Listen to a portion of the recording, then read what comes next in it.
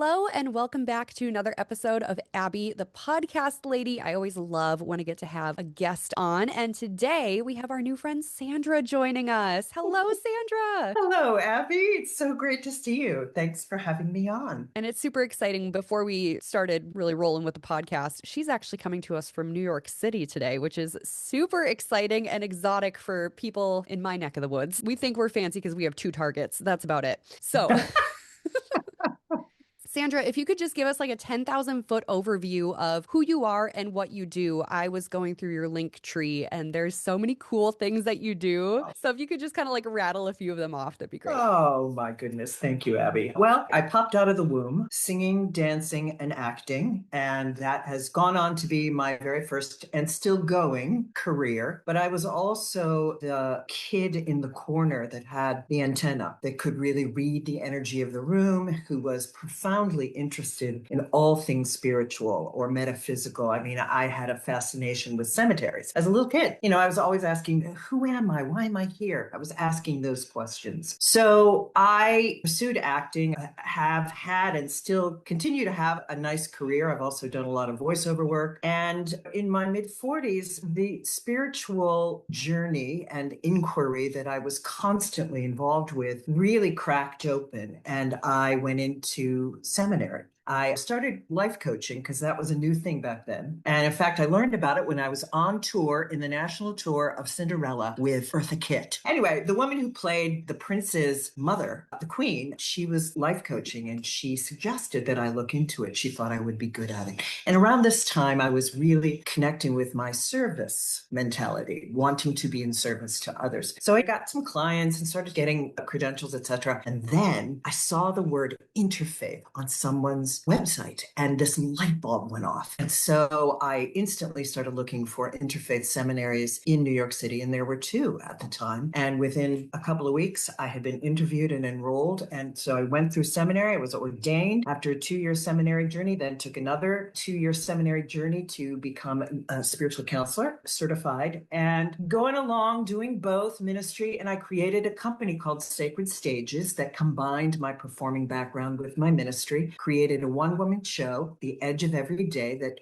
talked about my spiritual leadership and the concepts I believed in, woven in with music and comedy and all those things, and was doing that and having a blast with it. Then COVID hit and all the weddings went poof. And all the shows went poof. And my husband moved into my office and seamlessly leaving his office and taking over mine. Anyway, I started thinking about, what do I want to do now? How can I perform? And I got the idea to do a podcast. I wasn't particularly interested in podcasting at that time. I didn't know anything about it. But, rather than just be depressed, let me take these concepts that I'm exploring and wanting to share alongside of my desire, deep desire to uplift people's voices, particularly women. And I turned it into a podcast, The Edge of Every Day. Around that same time, I had been working with people on voice presence and storytelling, but I really decided, okay, this is something I can really do on Zoom as well. So let me be a little more aggressive about getting a shingle out there. And so that all just took off as well. So it's really about helping people what to say, how to say it, and why it's important. Really is at the heart of everything I do, Abby. My acting, my spiritual journey, and my teaching of all of these voice presence and storytelling concepts. It is so wonderful how it all weaves together. Like if you just glance at it, you're like, how in the world could any of these things possibly be connected? But when you explain it, it all is just seamlessly like, yes, that weaves right into that, which weaves into that, which all makes this beautiful like tapestry of Sandra. Yeah, I love that. Totally. And I feel that, I'm always somewhat shocked at the occasional questioning that I get that how is an actor also a minister? And I'm a bit flummoxed by that because the spiritual journey, the creative journey is the spiritual journey, in my opinion. And I understand that perfectly. So Yeah. Thanks for that. I love the tapestry imagery. Yeah. And as someone who also works in the wedding industry, I'm not just a podcast producer, I'm also a wedding DJ. So I work with a lot of cool. ministers, and I would Doing a wedding with you, I can just tell it'd be so much fun, like right off the bat. How many weddings do you do a year? Oh, he would have a blast. Well, I have to say, I don't do as many as I used to. I'm going to say I do about 20. That's a lot. I used to, well, I think now, as you probably know, the trend is people are choosing to potentially save a few bucks by not having an actual professional do it. They want somebody that knows them, maybe their uncle, maybe an older friend of the family, et cetera, et cetera. And I get that. I really understand that impulse, but I understand weddings can be, when I hear what people are charging for flowers, I'm just flabbergasted. I'm like, I think I need to raise my prices. But then they learn that there's a real skill to crafting a ritual. They understand that this is the reason why we're here, by the way. We're here for this transformative moment, that you open a sacred space to step into this archetype of marriage and to welcome your community into that sacred space. So it's incredibly important, in my opinion, obviously, that you get someone that's, if not gifted, understands how to craft that and can hold that space, has the authority to do that. It's a bit sad that I feel like we're coming out of that trend now. I think people are starting to realize that it's, and it's fun. I've had some weddings recently where they actually did have somebody lined up and it was sort of last minute, like, oh, this is not working out. I have to go and find somebody. I know it's a little like, well, hey, at least they woke up to it and they could have the wedding that they wanted. I take my husband with me on all of it. It's just a beautiful thing to experience, being somebody's beautiful day. It's like the great marriage of acting and ministry. It's like this just happy performance and really heartfelt and spirit-filled. Well, and it's so great when there's an awesome officiant doing the wedding, because as the DJ, I do a lot of the ceremonies too. So I'll set up at the ceremony site, run the audio, and like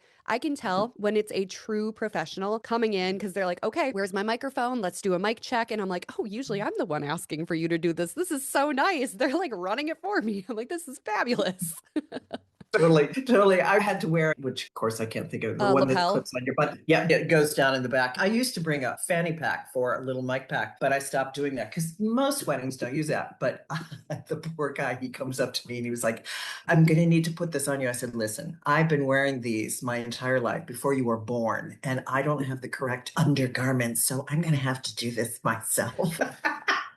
My husband was right there and he laughed. And the young man, he was probably half my age, just kind of blushed. And it's like, we're good. We're good, my friend. I've got it. No worries. Yeah, don't got to worry about me. That's amazing. So I would love to dive a little bit more into your life coaching path, because I feel like this is something that you mentioned, you kind of got in on it before it was like really common. I feel like nowadays we kind of understand more of what a life coach does, but what was your journey when you were first getting started out with that? Well, as I mentioned, it really sprang out of this blossoming wanting to be in service to people. I was, not surprisingly, the person that people open up to very easily and tell me their stories and their secrets. That's always been the case, even when I was a young person. Back then, life coaching, there wasn't 8 million of them, so it was still kind of interesting and new. But for me personally, I didn't love that journey, the life coaching. I felt, for me personally, it didn't have the depth that I wanted. And that's why when the interfaith word popped out on this woman's website, a life coach, interfaith minister, I was like, that I just knew that was the way that I wanted to go. And at the time, I couldn't have articulated to you what a minister was. I mean, I grew up in the Christian church. I was raised a Presbyterian, and I loved the iconography of the church. I loved the music. I loved the ritual, obviously. But I was pretty clear by high school at the latest that organized religion was not for me, but I wanted something, but I knew that my spiritual life was of utmost importance, my spiritual inquiry, my interest and curiosity in how people feel expanded. What is their version? Which is not to say if you're, I work with many of my couples have a variety of spiritual understandings and traditions. So it's really evolved through the spiritual counseling and being present to what's happening in your life at the moment that's really helping you move forward into finding out what it is you want out of your life. Now, how this merged with And I don't call myself a coach. Other people do. I call myself a teacher. I really feel that I have a teacher essence, and I come from a lineage of teachers on my mother's side. So I really love that. And so this understanding of melding all of the actor skills, actors are brilliant human beings. And I say that not because they're particularly smart, although my husband always says the actors are the smartest people I know, but because they're willing to know themselves more deeply, because who they are is their instrument. So they need to know their body, they need to know their voice, they need to know their breath, they need to know how they're moving, how they're being perceived, what is their intention, how is their presence, and they're playful and they're willing to take risks and try things on and make mistakes. All of those are incredible skills. So if you combine all of that with the spiritual intelligence, spiritual counseling, the mindfulness, the deep listening, which is also an actor skill, with the spiritual journey is also know thyself, just like the actors is. And when you combine those, which I've done, and I had to come up with a name for it for one particular website that I'm listed on, and a few years back, and I came up with a big approach. Big period, I period, G period. But importantly, it's based on the 3 pillars of who I am and what I think is important in impactful communication and presence and voice and storytelling. The B is for breath. All begins with breath. That is the number one thing. It all starts there. And then breath moves into voice. Voice is breath made resonant. Everything goes from there. And then into the voice, the diction, the tone, etc., all of those skills. Then you move into the I, which is the intention. I think a lot of people fall down here with their impactful communication because they don't think about what they want. It's very good to be thinking about what your audience wants. Absolutely. But you've got to weave into, as an actor knows, what do I want from this conversation? What do I want from, be it one person, be it an audience, be it your board of directors, whomever. What do I want first and foremost, which can include what does whomever I'm speaking with want in that service mentality. And then G stands for genuineness, aka presence. And when we think about people who have a lot of presence, they're very genuine, they're confident in their skin. I don't necessarily say charismatic because my understanding of charisma can be a little bit not a good thing. It can be very self-serving, very narcissistic, which is not to say every charismatic person is this, but right. I just like to say I'm staying away from that word charisma and I'm sticking with great presence. And I think also people can forget or get a little tripped up with what presence means. Like, well, she's an actor, of course she has presence. No, everyone has presence. It means being secure and confident in who you are and in your own story, what you tell about yourself and what you share with others, what you tell to yourself and what you share about yourself. Just being confident in that. And that can be doesn't have to be loud, can be very quiet, but very focused. And you know it when you see it. People who are just can hold the attention and they can laugh at themselves, they can take risks. That's true presence. So that's what I help people do, is to really take the mask off and just get a truer, more real sense of your own story, the story you tell about yourself and what you share with others. People always get a little afraid. They think, oh, I don't really have a lot of stories about myself. That's totally not, of course you do. And I'm going to help you curate them. And we're going to pull them out and we're going to find themes and ways of bridging that into who you are today. And it's all going to make sense. When you're mentioning the presence, it felt like a Rolodex of people in my head of like, oh yeah, when Eric walks into a room, it's like, it's just good vibes. It's just good energy. You know, he's there. He's going to crack some jokes. He's going to make everyone feel good. And he's going to make everyone feel important. My friend Liz will do that. Like, it's just, you think of these people who have this amazing presence and it's not braggy. It's not in your face. It's just, I'm here and I'm here to make things better. Yes. I love that. I'm here to make things better.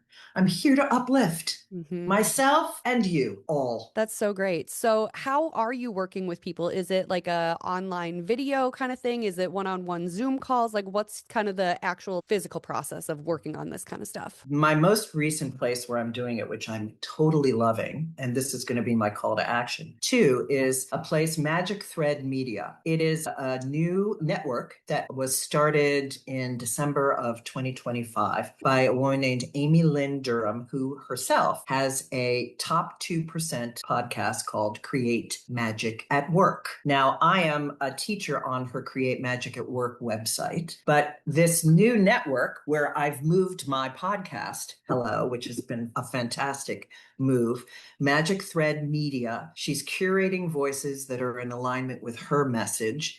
And she's also got a publishing arm to the network, but it's really a media center. She's getting clients coming to her that want to potentially start a podcast, and they would want to come on your podcast, that want to be guests on a podcast, maybe both, maybe have just a few that they can get into somebody else's podcast and interview and have sort of host their own for a short number of episodes, or they might want to write a book, but they're there to hone that message. So often they come to me and we work on their storytelling. With these particular people, it's not necessarily I'm working with them on their voice and diction, but I'm working with them on their tone and on their intention. And how are they telling their story? What is your message? And what are the stories that you can weave together that really tell how you constructed what it is you do today? Like I went through mine, just weaving it together and how I got to this point. This is what I do, and this is the message I have. So in doing all of that, I work with those people primarily online. I'm also at a website, maximizeyou.life, and those are primarily people that I do voice and diction with. It's primarily India, and they're moving into the Philippines, and they're going to be needing some actual voice and speech and how to, English pronunciation, that sort of thing. That is so cool. Like, what a It special skill set you have to help people in different sectors that's so needed. It is so needed. And, in these challenging times in which we find ourselves, empowering people, particularly women, to uplift and share their voice. There is no bigger mission in my life. And I swear to God, that's been my mission since I was a little kid. My mother, well, it's not funny that she was on her deathbed, my friend, but she told me, believe it or not, when she was on her deathbed and we both had a glorious laugh, and she had never told me this story. She said to me that when I was about 3 or 4 years old, I had walked into the kitchen, little itty bitty me, with my hands on my hips, and I told her that I was here on a mission. She and I laughed. It was such a gift to be with her at that time. That is so special. And Yeah. here you are, still on that mission, helping people Still on out, that mission. making Yeah. dreams happen. That's my hope, is to uplift and help people be the best versions that they want and to feel heard and seen and listened to. That's amazing. And how has having your podcast helped in that mission? Oh my gosh, Abbey, it has changed my life immeasurably. I started to tell you, hadn't listened to podcasts. I wasn't a podcaster. And quite honestly, when I was thinking about doing it, I was like,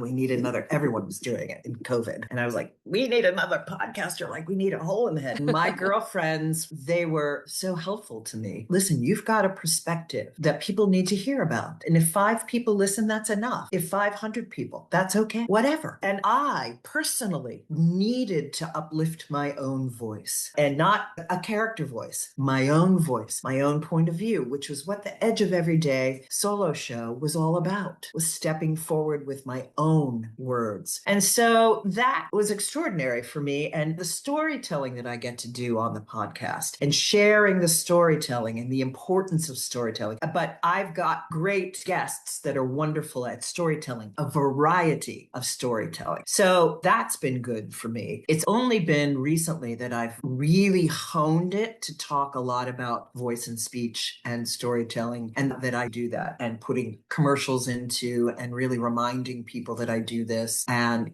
utilizing it to really monetize it. It's been a slow process for me. And I only drop bi-monthly because I do all these other things. When I started out, I did it every week, and it just consumed my everything. When I went off to do a show, I was like, crazy. It just didn't flow for me, which is part of the reason why I left the first place that I started. But they were so helpful. And I'll do another plug for Magic Thread Media. Do you have a network, or you just work with people to helping them get their podcast started? Yeah, so I'm the producer for 10 different shows every single week. So they record their audio, send it to me. I do all their audio editing, video editing, social media stuff for them, so then they don't have to do it. If you're just starting out, you go with Abbey or you go with Magic Thread Media, because it's overwhelming and it's so helpful to learn the process by watching and listening what's happening. And I started out at talkradio.nyc, then I went to another platform, and now with Magic Thread Media, and you can cross promote in the whole 9 yards. So it helps build audience, etc. So my process has been slower than an average podcaster because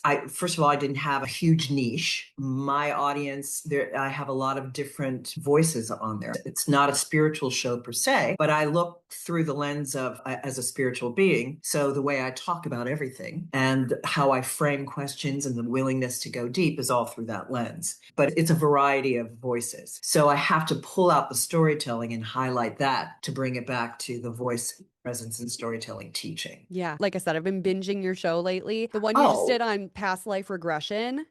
Oh, isn't that cool? Such a fun topic. Oh my goodness. That was such a cool episode. She was amazing. She was Karen Cubico. Shout out to you. She's originally, well, not originally, still from Pittsburgh, which was where I grew up. And we had such a fun time discovering that. And she's got different sessions. You can have a past life regression. You can have a spiritual guide session, like a psychic reading, or you can get a combination of the two. And she allowed me to pick. And of course, I got the combination of the two. It was 3 hours long. Oh my goodness. It was amazing. The tendrils that we explored and that had a regression that absolutely deals with something that I'm dealing in my present life. It was fascinating. As I say in my trailer, there's nothing taboo for my show. I've had a dominatrix on. I'm having her back on again. She just has a new book out. Nothing that I want people to feel afraid of talking about on my show. I want to demystify so many of these things, which is not to say you have to believe in doing it. You don't have to believe in past life regressions, but by all means, be curious about it. Yeah. And listen to her and contemplate it for yourself. Explore it for yourself. Don't listen to what everyone else, all the noise around you. That's why I want to get into these edgy, edge of everyday conversations. It was really fun. As I was listening to that when I was driving, and I can see the roundabout I was going through in my head when I had this thought. I'm like, hearing things like this just reinforce the fact that I'm a believer in everything. Like, I cannot be siloed as a person because I hear different perspectives and it all makes sense to me. I'm like, I can see why they believe that. I can see why they believe that. I believe that too. I believe everything. And it's just cool that I was listening to your show as I was having that thought about myself. And it was just really fun. Your show was fantastic. I love it. Oh, thank you. You are fantastic. And I intend to listen to your podcast much more now that I've met you in person. In screen. If people want to work with you, how do they connect with you? What's the first steps they should take? How do they reach out to you? What's the best course of action for that? Well, if you want a voice, presence, and storytelling session with me, go to magicthreadmedia.com and you can set up a 20-minute conversation and decide how it is you would like to work with me. I also have my website, sandrabargman.com, The Edge of Everyday podcast. You can find that on all of your favorite podcast platforms. And I'm also all over social media, LinkedIn, Facebook. I'm on Blue Sky. I would say magicthreadmedia.com for the 20-minute call, or directly on my website, on my contact sheet, Sandra Bargman. Wonderful. And they're both beautifully built websites. I don't know who made them, but they look fantastic and they're really easy to navigate. So major thumbs up to that. Oh, thanks, Abbey. It's been a long time in the making. Thank you. Thank you, Sandra. This has been so wonderful. This time together has just been, it's flown by. It's really flown by. You're fantastic, Abbey. You are wonderful at this and just a joy as a person to spend time with. So thank you so much for asking me on. And thanks to your listeners for having a listen.